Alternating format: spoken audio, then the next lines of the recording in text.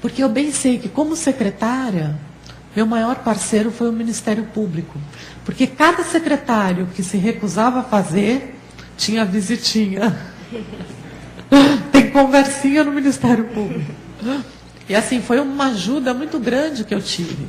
Né? E eu sei o quanto um secretário se preocupa com a prestação de contas. E eu sei assim, o quanto isso pode influenciar. Porque se a gente fala hoje, puxa, a gente tem uma lei de cotas que quer contratar pessoas com deficiência, né? Que exige isso das empresas, aquelas cotas de 2% a 5%. E, puxa, só que como é que as empresas vão cumprir as cotas? Claro, muitas conseguem, podem até chegar a cumprir, mas não é uma missão fácil. Não é uma missão fácil. Quantas escolas no Brasil são acessíveis? São o quê? 12% das escolas brasileiras são acessíveis? E muitas vezes a escola tem acessibilidade física, mas não tem acessibilidade no conteúdo. Você pega um deficiente visual, um deficiente auditivo, que são deficiências sensoriais, não adianta enfiar ele numa classe que não tem um conteúdo adequado para eles, que não tem uma impressora braille, que não tenha audiolivro, que não tenha software digital para eles poderem navegar, que não tenha intérprete de Libras na sala para os surdos. A maioria dos nossos surdos é alfabetizada na língua brasileira de sinais. Não adianta você dar um papel, uma caneta na mão dele, porque nem 10% dos surdos brasileiros sabem ler ou escrever o português. As pessoas não passam pela escola. E por isso que eu me sinto privilegiada mesmo de ter quebrado o pescoço depois de ter tido 2 formações. Porque eu bem sei a dificuldade que seria.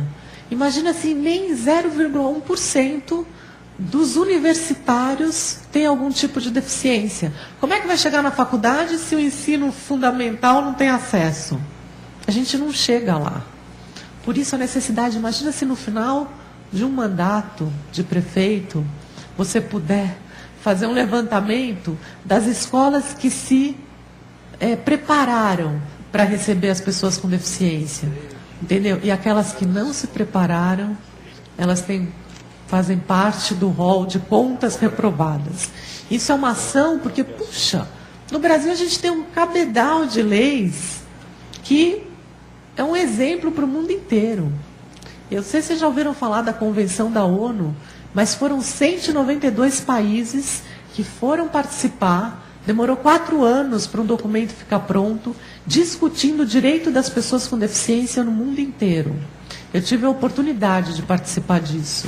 E vou dizer para vocês que uma das maiores contribuições na Convenção da ONU foi do Brasil, devido à rica legislação que a gente tem e que não cumpre, mas tem. E aí, desse documento, né, saiu um documento de direitos humanos, o primeiro documento do século XXI, e o Brasil ratificou esse documento. E ele foi absorvido pela nossa Constituição. Hoje, a Convenção da ONU está na nossa Constituição, é uma emenda constitucional. E sabe o que isso quer dizer? Que falta de acessibilidade é discriminação. E discriminação é crime. Então, tem que fazer. Como é que a gente pode subtrair do direito das pessoas 30 milhões de brasileiros, sem contar os outros 30 que estão envolvidos com esse, que é quem vai empurrar a cadeira, quem é o companheiro, quem é a mãe, quem é o filho, de ir e vir, de ter acesso a direitos, de ter acesso à educação. Eu tive uma surpresa muito grande também como secretária, porque eu acreditava que se a gente conseguisse eliminar todas as barreiras físicas de uma cidade, né, fazendo calçadas regulares, colocando rampas, elevadores, eu ia conseguir tirar todo esse mundo de pessoas que não conseguem sair de casa. Mas engano meu, porque eu achava que a barreira física era mais limitante. Mas a barreira que mais limita é a barreira de atitude. E por barreira de atitude a gente entende o comportamento de todos nós. Imagine, por exemplo, mais um exemplo com transporte. A gente transforma todas as frotas de ônibus dos municípios em frotas acessíveis. E aí o motorista vê lá um idoso ou um cadeirante no ponto e não para. Adiantou o quê? Todo investimento em tecnologia, se o comportamento desse motorista inviabilizou a acessibilidade. Por isso que é muito importante a gente poder falar desse assunto, porque a gente está falando de uma transformação social que vem de dentro para fora. A gente só faz inclusão do coração para fora. E às vezes a gente não tem que ter preocupação em perceber que a gente tem barreira de atitude, sim. Mas a gente tem que ter preocupação em não querer derrubá-las. E para derrubar, a gente precisa de informação. A gente precisa enxergar o contexto total. Iniciativa privada, terceiro setor, poder público, iniciativas individuais. Se a gente não conseguir tocar todos esses segmentos, a gente não muda o cenário. E foi curioso porque eu fui mudando de papéis, né? Então, primeiro eu era ONGeira. Então, assim, quem é presidente de ONG sempre fica xingando o governo. Aí, de repente, eu entrei, eu era secretária, então eu era a pessoa responsável em São Paulo pela acessibilidade. Eu era o governo. Eu lembro o primeiro programa de televisão que eu fui, que foi do Ratinho, eu cheguei lá e falei assim, eu vou falar o quê? Né?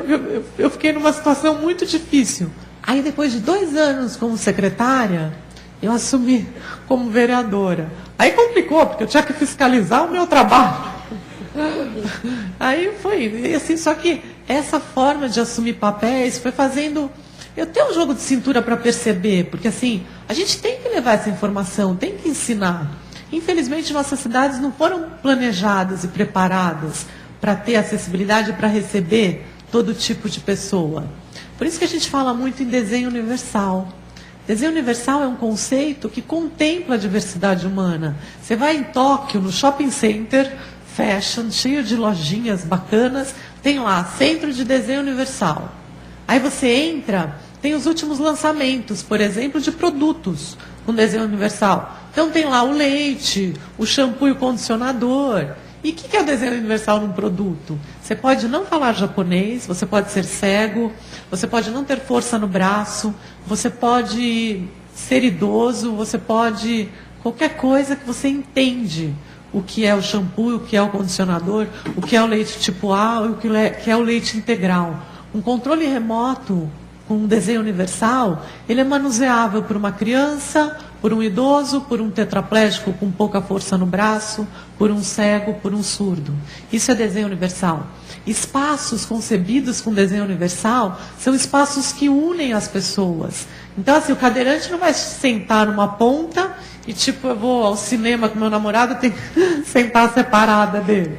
Né? Que é uma coisa que acontece muito. E o obeso, coitado, ele tem que ficar sozinho num canto. Eu já fui e, tipo, você já foi os dois? Não, e obeso ainda as pessoas olham com um olhar recriminando. Tipo, você assalta a geladeira à noite. Então você vai ficar sentado sozinho lá no canto. E assim, o desenho universal não, ele une as pessoas.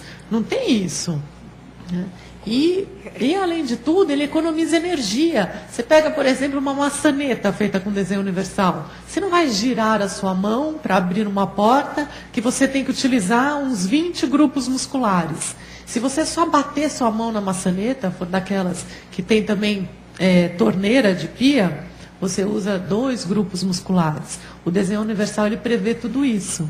Porque, convenhamos, se vocês não usam uma cadeira de rodas, não usam uma muleta, não tem nenhum problema auditivo, não empurram um carrinho de bebê, enxergam. E não vão ficar velhos? Não são anões, não usam nenhum tipo de tecnologia assistiva para facilitar a vida. A gente torce para que um dia todos vocês sejam idosos e que possam envelhecer com dignidade. E para isso que a gente precisa de cidades preparadas, né? Preparadas para todos nós. As cidades não foram preparadas para qualquer tipo de pessoa, não. Ela foi preparada para um homem de 1,70 m a 1,80 m, com braços fortes, pernas fortes, olhos perfeitos, ouvidos perfeitos. E a gente não é assim. Chega uma hora a gente começa a ouvir menos, vai enxergar menos, vai raciocinar de forma mais lenta, vai ter mobilidade reduzida. E é para essas pessoas que a gente precisa preparar a cidade. Essas pessoas são todos nós, para todo mundo. Puxa, você pega outros países que não existe a possibilidade de não ter acessibilidade. Né? Aí, assim, eu fiquei 2 anos como vereadora, aí eu fui reeleita. E para vocês, não é para ficar me exibindo, mas eu fui a mulher mais bem votada do Brasil como vereadora. Isso demonstra a necessidade de ter pessoas legislando pela causa. E aí eu resolvi que eu queria mais, que eu queria legislar pelo Brasil, porque não tinha ninguém trabalhando nesse aspecto. Porque uma pessoa vai lá, faz uma lei, depois inventa, mas assim, não tinha ninguém focado nesse segmento. E aí eu fui lá e fui eleita de novo. Eu sou a primeira tetraplégica a chegar no Congresso Nacional. E eu já cheguei com a marreta, porque não tinha um tetraplégico. Imagina, como é que eu ia fazer um discurso na Câmara? Eu tinha que fazer do chão, e já me avisaram. Eu sabia que não tinha elevador para ir na tribuna. E aí eu chego lá, levei um arquiteto, que já tinha feito intervenção em obra do Niemeyer, porque aqui é assim, né? É capaz até de alguém falar que a calçada de Cuiabá é tombada.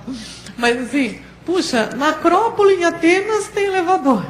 No Louvre, em Paris, tem elevador. Nas pirâmides do México tem elevador. Mas lá em São Paulo tem calçada que tem que ficar esburacada porque é tombada. Eu não posso entender isso. E aí, eu já fui com esse arquiteto, né? Porque eles falaram, você vai ter que falar do chão. Eu falei, como é que eu vou fazer um discurso de acessibilidade do chão? Tipo, olha, eu estou falando aqui de acessibilidade para todo mundo, mas eu não consigo subir na tribuna. Aí, assim, tudo bem. A 10.098, a lei, ela foi aprovada na Câmara, em 2000. E eu falei assim, eu vou trabalhar nessa casa incoerente, que aprova a lei e não cumpre. Não dá. Aí